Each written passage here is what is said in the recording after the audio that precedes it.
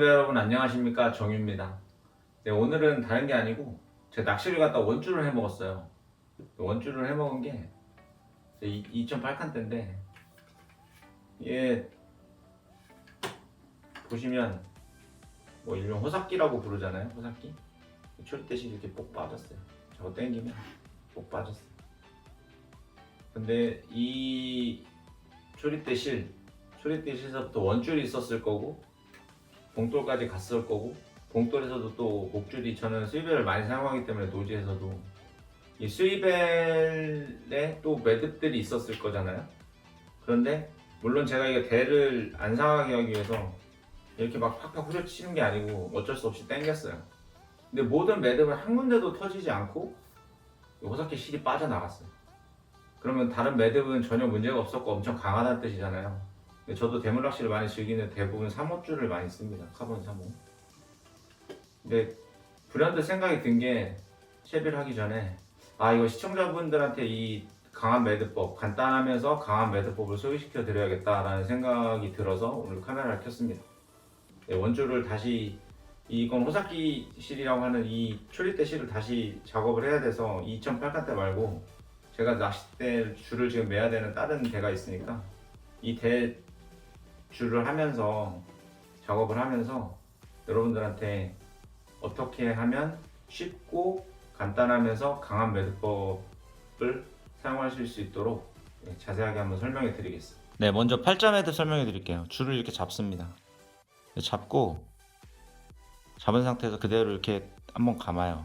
그래서 손가락 이렇게 빼시면 이 고리가 밑에 하나 생기죠. 이걸 이렇게 한번 꽈요.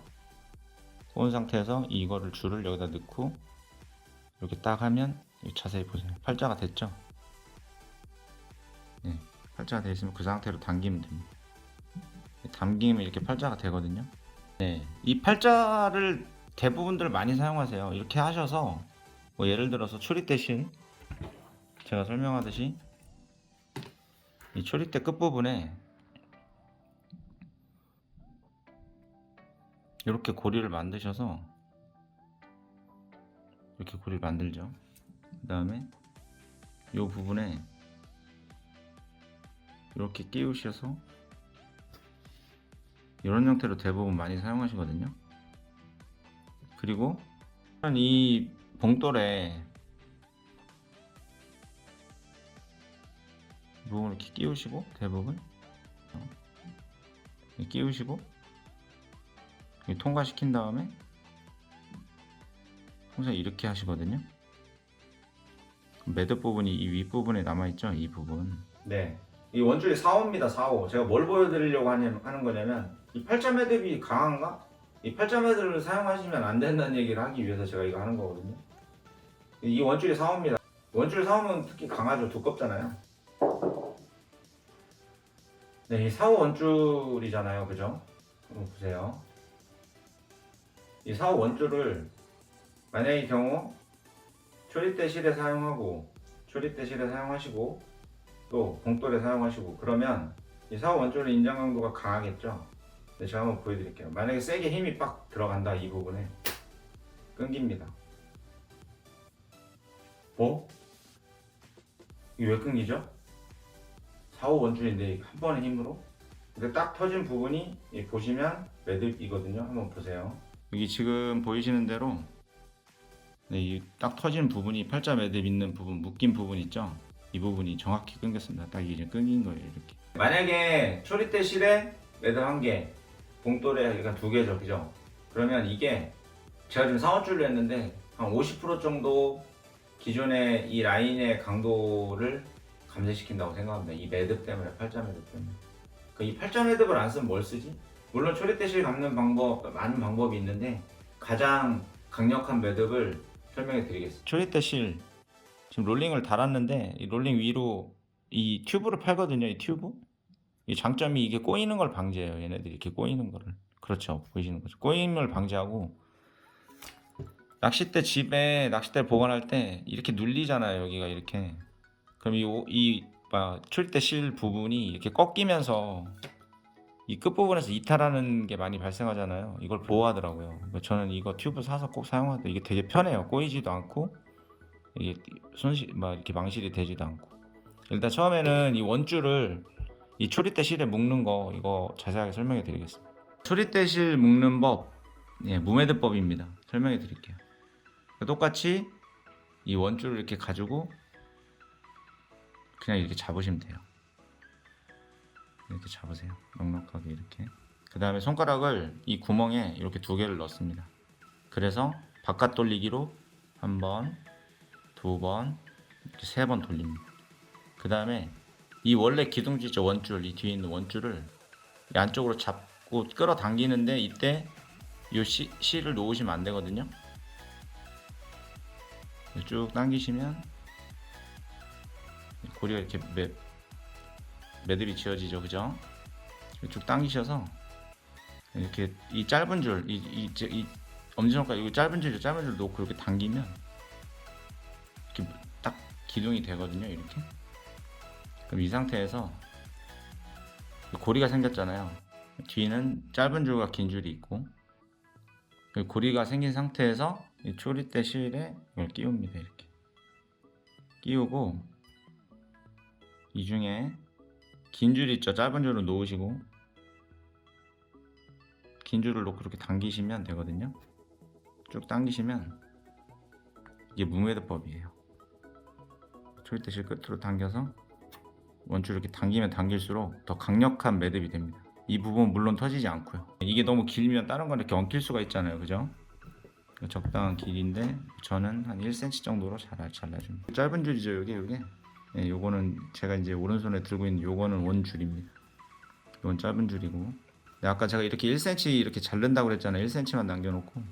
그 이유가 일단 이 원줄은 이게 보시면 아무리 잡아당기면 당길수록 점점 이 매듭 부분은 더 강하게 조여지는 거예요. 계속. 그런데 만약의 경우 이 짧은 줄을 주크로 당겨보면 보이세요? 이탈됐어요. 이 짧은 줄은 나중에 이 원줄을 교환하실 때 이 줄을 짧은 쪽을 당기면 되는데 더 신기한 거 보여드릴까요? 매듭이 없어요. 줄이 이 파마 현상이 나는 거는 꼬여 있었으니까 그런 거고 이 매듭이 없는 거예요. 그래서 무매듭법입니다. 그래서 더 강한 거고, 네. 아무리 당기면 당길수록 더 강하게 조여지는 겁니다. 원줄에는 손상이 전혀 없습니다. 네, 일단 원줄 매듭법 보셨죠? 그 다음에 채비 구성하는 것도 설명해 드릴게요. 그럼 이제 찌 멈춤 고무라고 하죠. 찌 멈춤 고무. 여러 종류가 있는데 저는 2종류 정도 사용합니다. 찌 멈춤 고무를 예를 들어서 넣는 방법 중에 팁이 있습니다. 팁이. 찌 멈춤 고무 하실 때 한번 보세요. 이 찌 멈춤 고무를 통상 끼우실 때 이렇게 넣고 이 원줄 끝이 아직 안 빠졌거든요. 보세요. 까만 부분을 보이게 좀 천천히 하겠습니다. 보이시죠? 이 정도 된 상태에서 이렇게 잡아 당깁니다. 들어갔죠? 고무가 이렇게. 통상 2개를 넣거든요. 2개를 넣고 그 다음에 찌고무를 넣고 일단 보여드릴게요. 그 다음에 통상 여기서 침을 바르시죠? 침을 바르셔서 이걸 당겨요. 제가 손에 로션을 발라서 이렇게 당기잖아요. 그러면 이걸 하실 때 만약에 여기서부터 시작해서 이렇게 30cm 갈 때마다 침을 바르거나 물을 발라서 이거 이동을 시키거든요. 근데 이때 꿀팁이 있어요. 잘 안 보이실 텐데 금방 보일 때 이 찌 멈춤 고무 이거를 달고 30cm마다 물을 바르거나 그래서 이 고무가 이 낚싯줄을 타고 가면서 열을 발생시킵니다. 그래서 이게 이 부분에 스크래치가 나거나 또 열을 먹어서 이게 약해지거든요, 줄이. 가장 좋은 방법이 뭐냐? 이 얼굴에 개기름이라고 하죠. 피지 최고입니다. 이렇게 바릅니다. 이렇게 바르고 보세요. 엄청 부드럽게 갑니다. 이거 직접 해보세요. 최고입니다, 최고. 왜냐면 이거 기름을 바를 수도 없고 기름을 갖고 다닐 수도 없잖아요. 사람 얼굴에 피지는 항상 좀씩 다 분출을 하고 있죠. 여러분들도 다 이렇게 바르면 돼요. 쑥 지나간 다음에 그렇게 되면 쑥 자연스럽게 가요. 낚싯줄도 상하지 않고 가장 쉽게 말해서 자연스럽게 할 수 있는 방법이에요. 낚시를 하시다 이렇게 던지고 그럴 때 물에 들어가고 하면 그냥 하시면 돼요. 근데 처음에 낚싯대를 꺼냈을 때나 줄을 교환할 때 이 피지가 최고입니다. 이게 바르시고 이렇게 진짜 최고입니다. 낚싯줄도 전혀 상하지 않고 꼭 해보세요. 뭐 저 말고 다른 분들도 소개하셨을 텐데 유튜버가 워낙 많으시니까 한번 해보세요. 네, 일단 뭐 스토퍼를 다 끼우고 스토퍼 고무를 끼우고 다 꼈어요. 꼈다고 가정합시다. 어차피 저 이 줄 안 쓰거든요. 잘 보여드리려고 이 색깔 있는 줄을 한 거예요. 근데 예를 들어 여기 그 다음에 저는 도래를 꼭 씁니다. 핀 도래를 쓰던지 일반 맨 도래를 쓰던지 쓰는데 써야지 채비 교환이 쉽거든요. 근데 여기에는 도대체 저 무매듭법으로 안 되잖아요. 얘는 고리가 있으니까 어떤 형태든 고리가 있거든요. 고리가 있는 부분에 꽈매기 매듭법이 있습니다. 이것도 엄청 강한 매듭법입니다. 여기 보시면 도래 같은 경우에는 여기 보이시면 여기 고리가 있죠. 여기 보이시죠, 고리. 근데 고리에는 저 무매듭법을 쓸 수 없잖아요. 꽈매기 매듭법을 사용하시면 됩니다. 먼저 원줄을 그냥 이렇게 한번 감아요. 이렇게 한번 감는 겁니다. 그냥 고리 형태로 이렇게 보이시죠? 당겨요. 당겨서 쭉 당기면 매듭이 한번 졌죠? 이 상태에서 이 고리에 이 줄을 집어넣습니다.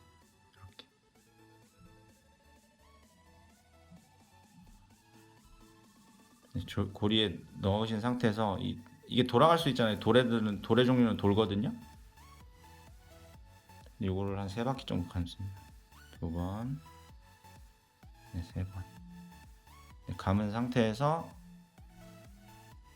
잘 안 보이실 수도 있어요. 제가 천천히 할게요. 네, 이렇게 3번 감은 상태에서 이 고리 보이시죠? 이 실 고리 보이시죠?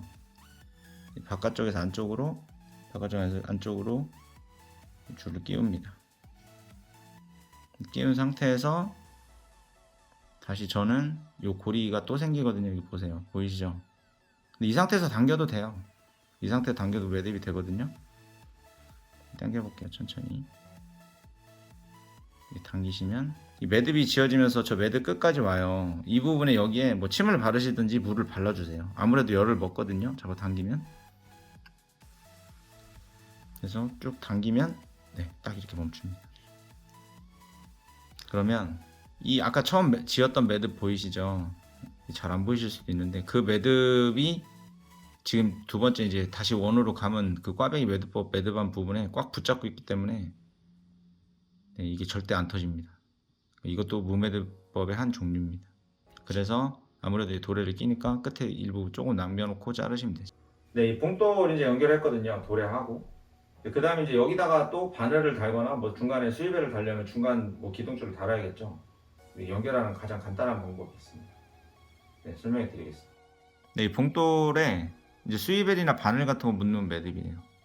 이렇게 한번 동그랗게 만들어서 집어넣습니다. 안쪽으로. 그래서 매듭을 짓고 싶은 부분까지 당겨서 당기면 잘 안 보이실 텐데 이 부분에 보면 매듭이 하나 지어져 있어요. 그럼 고리에 넣어요. 그냥 고리에 넣고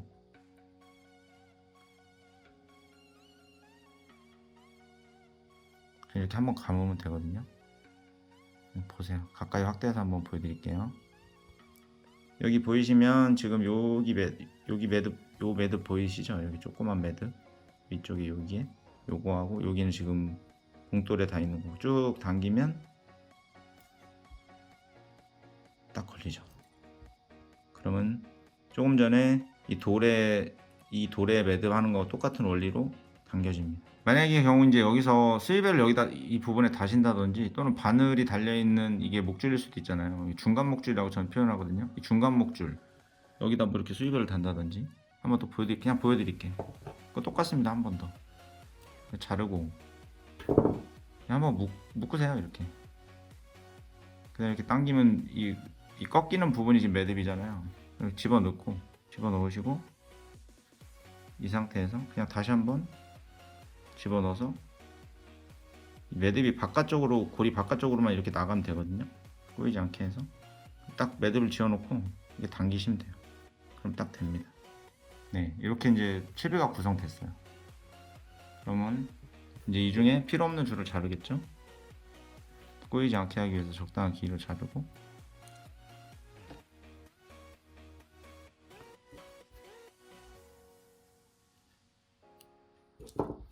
네, 이렇게 된 겁니다. 그럼 만약의 경우 이게 바늘이거나 이런 수입배로 교환할 일은 별로 없죠. 근데 만약에 이게 바늘이에요, 얘가. 바늘이면 이 상태에서 이 짧은 줄 있죠, 짧은 줄을 잡아 당기시면 돼요. 짧은 줄을 흔들면서 이렇게 당기면 이 고리가 풀립니다, 이렇게.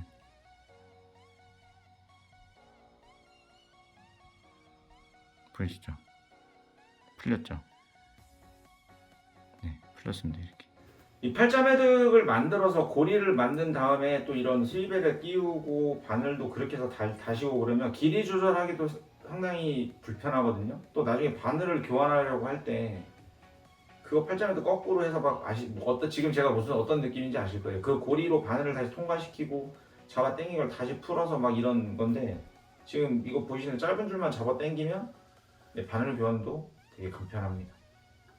제가 지금 오늘 세 가지 매듭법 여러분들한테 설명했는데 정말 이 세 가지만 알면 정말 강한 채비, 튼튼한 채비 만들어 사용하실 수 있습니다. 다음에는 다른 더 재밌는 주제, 또 여러분들한테 유익한 주제를 가지고 찾아뵙겠습니다. 시청해주셔서 감사합니다.